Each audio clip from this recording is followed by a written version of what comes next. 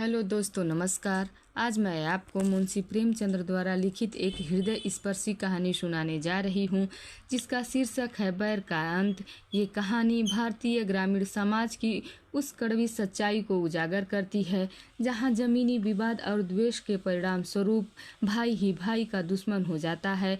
इस कहानी का मुख्य उद्देश्य यह बताना है कि द्वेष का त्याग करके क्षमा और प्रेम को अपनाकर ही जीवन में सुख और शांति स्थापित की जा सकती है, अन्यथा बाद में केवल पछतावा ही शेष रहता है। रामेश्वर राय अपने बड़े भाई के शव को खाट से नीचे उतारते हुए अपने छोटे भाई से बोला, तुम्हारे पास कुछ रुपए हो तो लाओ, दाह क्रिया की फिक्र करें, मैं बिल्कुल खाली हाथ हूँ। छोटे भाई का नाम विश्वेश्वर राय था। वह एक जमींदार का कारिंदा था।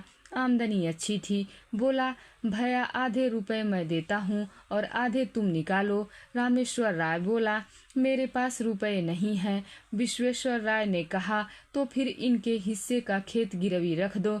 रामेश्वर राय, तो जाओ, देर मत करो, किसी महाजन से बात करो। विश्वेश्वर राय ने अपने एक मित्र से कुछ रुपए उधार लिए। उस वक्त का काम चला।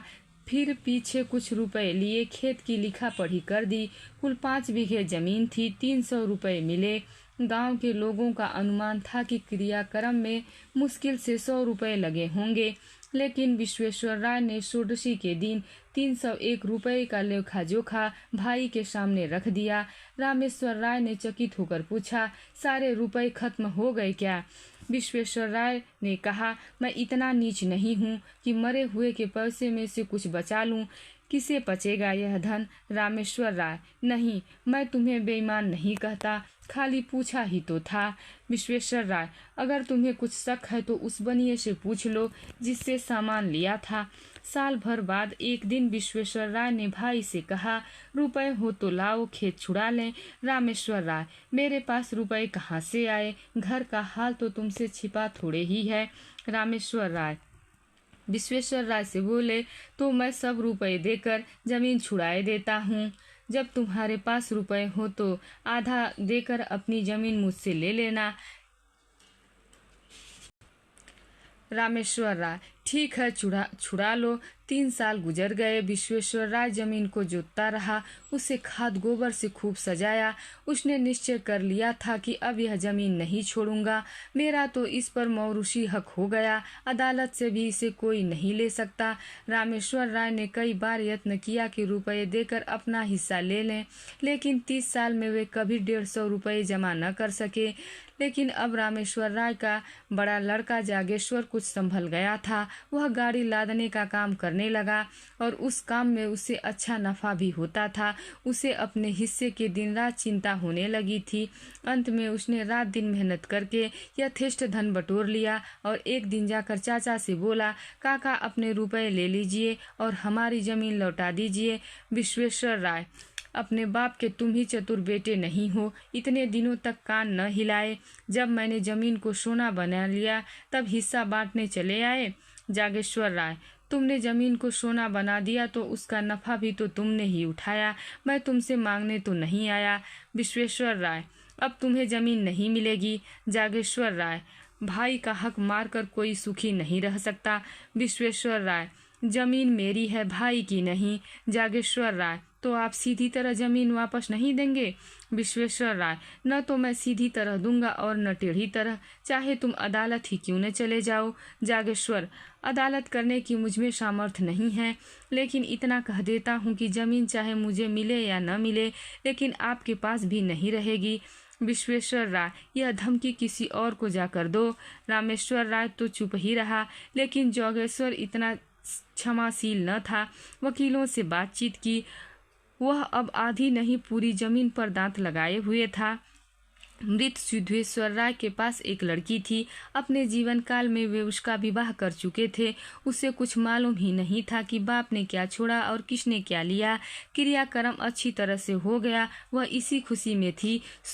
डसी में आई थी, फिर ससुराल चली गई। 30 वर्ष हो गए, न किसी ने बुलाया न वह मैके आई। ससुराल की दशा अच्छी न थी, पति का देहांत हो चुका था, लड़के भी अल्प वेतन पे नौकर थे। जागेश्वर ने अपनी फूफी को उभारना शुरू किया, वह उसी को मुदई बनाना चाहता था। वह उसके पास गया और उसे इस घटना से अवगत कराया। तपेश्वरी ने कहा, बेटा, मुझे भगवान ने जो कुछ दिया है मैं उसी में मग्न हूँ। मुझे जग जमीन नहीं चाहिए, मेरे पास अदालत करने को धन नहीं है। जागेश्वर, रुपए मैं लगाऊंगा, तुम खाली दावा कर दो। तपेश्वरी, भैया तुम्हें लड़ाकर किसी काम का न रखेंगे। जागेश्वर, मुझसे यह नहीं देखा जाता कि वे जायदाद लेकर मजे उड़ाएं और हम मुंह ताकें। मैं अदालत का खर्च दे दूंगा, इस जमीन के पीछे बिक जाऊंगा, लेकिन उनका गला न छोड़ूंगा। तपेश्वरी, अगर जमीन मिल भी गई तो तुम अपने रुपए के एवज में ले लोगे, मेरे हाथ क्या लगेगा? मैं भाई से बैरी क्यों बनूं? जागेश्वर, जमीन आप ले लीजिएगा, मैं केवल चाचा का घमंड तोड़ना चाहता हूँ। तपेश्वरी, ठीक है, जाओ, मेरी तरफ से दावा कर दो। जागेश्वर ने सोचा, जब चाचा की मुट्ठी से जमीन निकल आएगी तब मैं 10-5 रुपए साल भर पर इनसे ले लूंगा। इन्हें अभी कौड़ी नहीं मिलती, जो कुछ मिलेगा उसी को बहुत समझेंगी। यह विचार कर उसने दूसरे दिन दावा कर दिया। मुंसिफ के इजलास में मुकदमा पेश हुआ। विश्वेश्वर राय ने सिद्ध कर दिया कि तपेश्वरी सिद्धेश्वरी राय की कन्या नहीं है। गांव के लोगों पर विश्वेश्वर का दबाव था, सब लोग उससे रुपए पैसे उधार ले जाते थे, मामले मुकदमे में उनसे सलाह लेते थे। सबने अदालत में बयान दिया कि हम लोगों ने कभी भी तपेश्वरी को देखा ही नहीं, सिद्धेश्वर की कोई लड़की ही नहीं थी। जागेश्वर ने बड़े बड़े वकीलों से पैरवी करवाई, बहुत धन खर्च किया, लेकिन मुंसिफ ने उसके विरुद्ध फैसला सुनाया। बेचारा हताश हो गया। विश्वेश्वर की अदालत में सबसे जान पहचान थी। जागेश्वर को जिस काम के लिए मुट्ठियों रुपए खर्च करने पड़ते थे उसे विश्वेश्वर मुरायत में करा लेता था। जागेश्वर ने अपील करने का फैसला किया। रुपए न थे, गाड़ी बैल बेच डाले, अपील हुई, महीने मुकदमा चला। बेचारा सुबह से शाम तक कचहरी में अमलों और वकीलों की खुशामद किया करता। रुपए भी खत्म हो गए, महाजनों से ऋण लिया, अब की उसकी डिग्री हो गई, 500 का बोझ सिर पर चढ़ गया, लेकिन अब जीत के आंसू पोंछ दिए। विश्वेश्वर ने हाई कोर्ट में अपील की। जागेश्वर को अब कहीं से रुपए न मिले। विवश होकर उसने अपने हिस्से की जमीन गिरवी रखी। फिर घर बेचने की नौबत आई, यहाँ तक कि स्त्रियों के गहने भी बिक गए। अंत में हाई कोर्ट से भी उसकी जीत हो गई। आनंद उत्सव में बची खुजी पूंजी भी निकल गई। 1000 पर पानी फिर गया, लेकिन संतोष यही था कि ये 5 बीघे मिल गए। तपेश्वरी क्या इतना निर्दयी हो जाएगी कि थाली मेरे सामने से खींच लेगी? लेकिन खेतों पर अपना नाम चढ़ते ही तपेश्वरी की नीयत बदली। उसने एक दिन गांव में आकर पूछताछ की तो मालूम हुआ कि 5 बीघे 100 रुपए में उठ सकते हैं। लगान केवल 25 रुपए था। 75 रुपए साल का नफा। इस रकम ने उसे विचलित कर दिया। उसने आसामियों को बुलाकर उनके साथ जमीन का बंदोबस्त कर दिया। जागेश्वर हाथ मलता रह गया। आखिर उससे रहा न गया, बोला, फूफी जी, आपने जमीन तो दूसरों को दे दी, अब मैं कहाँ जाऊँ? यह सुनकर तपेश्वरी बोली, बेटा, पहले अपने घर में दिया जलाकर तब मस्जिद में दिया जलाते हैं। इतनी जगह मिल गई तो मैके से नाता हो गया, नहीं तो कौन पूछता। जागेश्वर, मैं बर्बाद हो गया। तपेश्वरी, बेटा, जिस लगान पर और लोग ले रहे हैं उससे 2-4 रुपए कम करके तुम ही क्यों नहीं ले लेते? जागेश्वर, अगर मुझे ऐसा मालूम होता तो मैं इस झगड़े में पड़ता ही नहीं। तपेश्वरी 2-4 दिन में वहां से विदा हो गई। रामेश्वर राय पर जैसे वज्रपात सा हो गया। बुढ़ापे में मजदूरी करनी पड़ी। मान मर्यादा हाथ से हाथ धोया, खाने के लाले पड़ गए। बाप बेटा दोनों प्रातः काल से संध्या तक मजदूरी करते, तब कहीं जाकर चूल्हा जलता। दोनों में हर समय झगड़ा होता रहता। रामेश्वर राय सारा अपराध बेटे के सिर रखता। जागेश्वर कहता, अगर आपने मुझे रोका होता तो आज मैं इस विपत्ति में नहीं फंसता। उधर विश्वेश्वर राय ने महाजनों को उकसा दिया। साल भर भी नहीं गुजर पाया था कि बेचारे निराधार हो गए। जमीन निकल गई, घर नीलाम हो गया, चौबे जी दूबे न बने, दरिद्र हो गए। इस पर विश्वेश्वर राय के ताने और गजब ढाते। यह विपत्ति का सबसे नोकदार कांटा था, आतंक का सबसे निर्दय आघात था। 2 साल तक इस दुख में परिवार ने जितनी मुसीबतें झेली, यह उन्हीं का दिल जानता है। कभी पेट न भरता, भूखे ही सो जाते। इतनी आंध थी कि नीयत नहीं बदली। दरिद्रता ने सब कुछ किया लेकिन आत्मा का पतन न कर सकी। कुल मर्यादा में आत्मरक्षा सबसे बड़ी शक्ति होती है। समय गुजरता गया। एक दिन शाम के समय दोनों बाप बेटे आग सेक रहे थे कि तभी एक आदमी उनके पास आकर बोला, रामेश्वर चलो, तुम्हें विश्वेश्वर ने शीघ्र बुलाया है। रामेश्वर ने उदासीन भाव से कहा, वह मुझे क्यों बुलाएगा? मैं कौन होता हूँ उसका? क्या कोई उपद्रव खड़ा करना चाहता है क्या? तभी एक दूसरा आदमी हांफता हुआ आया और बोला, ठाकुर जल्दी चलो, विश्वेश्वर की हालत ठीक नहीं है। विश्वेश्वर राय को इधर कई दिनों से खांसी बुखार की शिकायत थी, लेकिन शत्रुओं के विषय में हमें किसी अनिष्ट की शंका नहीं होती। रामेश्वर और जोगेश्वर कभी कुशल समाचार पूछने भी नहीं गए। कहते उसे क्या हुआ है, अमीरों को धन का रोग होता है। जब आराम करने को जी चाहा पलंग पर लेटे, साबूदाना उबालकर मिश्री मिलाकर खाया और फिर उठ बैठे। विश्वेश्वर राय की हालत अच्छी नहीं थी। यह सुनकर भी दोनों अभी अपनी जगह से नहीं हिले। तब रामेश्वर ने कहा, दशा को क्या हुआ? आराम से पड़ा, बातें तो कर रहा है। जागेश्वर, किसी वैद्य हकीम को बुलाना चाहते होंगे, शायद बुखार तेज हो गया होगा। रामेश्वर, यहाँ किसे इतनी फुर्सत है? सारा गांव तो इसका हितू है, जिसे चाहे भेज दे। जागेश्वर, हर्ज ही क्या है, जाकर देख तो आऊं। रामेश्वर, पहले जाकर कुछ उपले बटोर लाओ, चूल्हा तो जले, फिर जाना। जागेश्वर ने टोकरी उठाई और हाट की तरफ चल पड़ा। तभी उसे विश्वेश्वर के घर से रोने की आवाज सुनाई दी। उसने टोकरी वहीं फेंक दी और दौड़ता हुआ चाचा के घर के पास जा पहुंचा। वहां उसने देखा कि लोग उन्हें चारपाई से उतार रहे हैं। जागेश्वर को ऐसा जान पड़ा, मेरे मुंह में कालिख लगी हुई है। वह आंगन के दलान में चला आया और दीवार में मुंह छिपाकर रोने लगा। युवा अवस्था आवेशमय होती है, क्रोध से आग हो जाती है तो करुणा से पानी भी हो जाती है।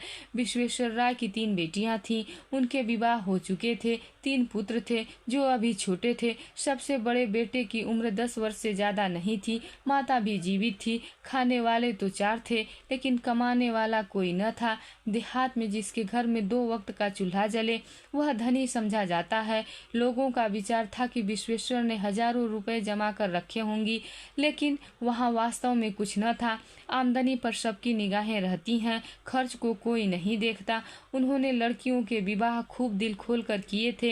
भोजन वस्त्र में उनकी सारी आमदनी गायब हो जाती थी। अगर गांव में अपना रौब जमाने के लिए 200-400 रुपए का लेन देन कर लिया तो कई महाजनों का कर्ज भी था। यहाँ तक कि छोटी लड़की के विवाह में जमीन भी गिरवी रख दी थी। साल भर तक तो विधवा पत्नी ने किसी तरह बच्चों का भरण पोषण किया, गहने बेचकर काम चलाती रही। लेकिन जब यह उधार भी न रहा तब कष्ट होने लगे। तब उसने निश्चय किया कि तीनों बच्चों को तीनों लड़कियों के पास भेज दूं।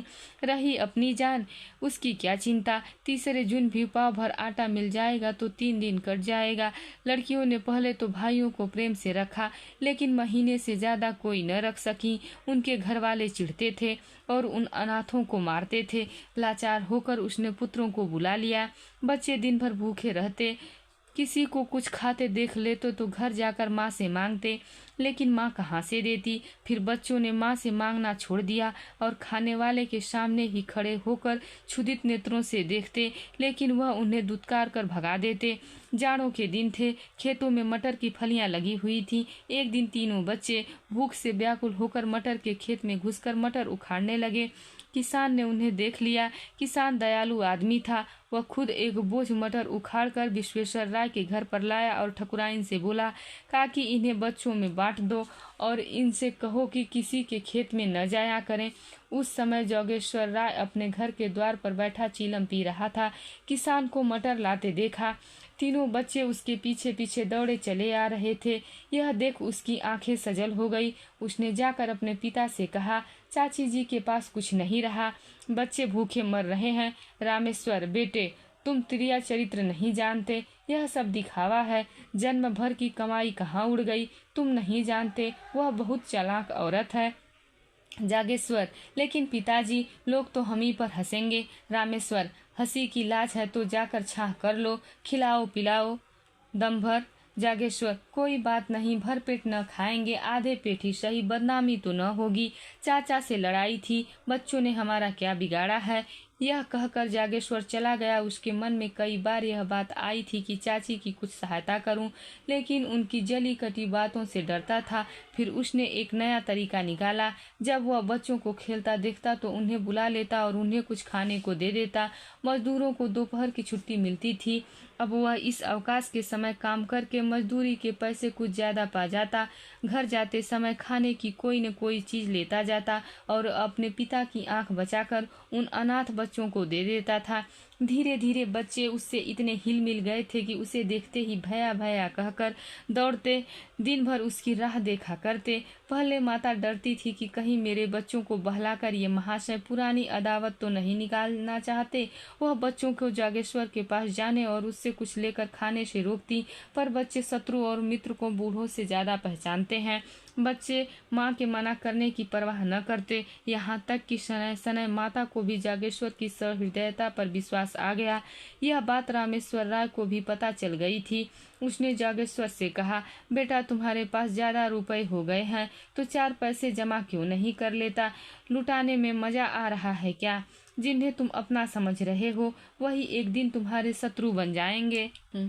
जागेश्वर, आदमी का धर्म भी तो कोई चीज है। पुराने बैर पर मैं एक परिवार की भेंट नहीं कर सकता।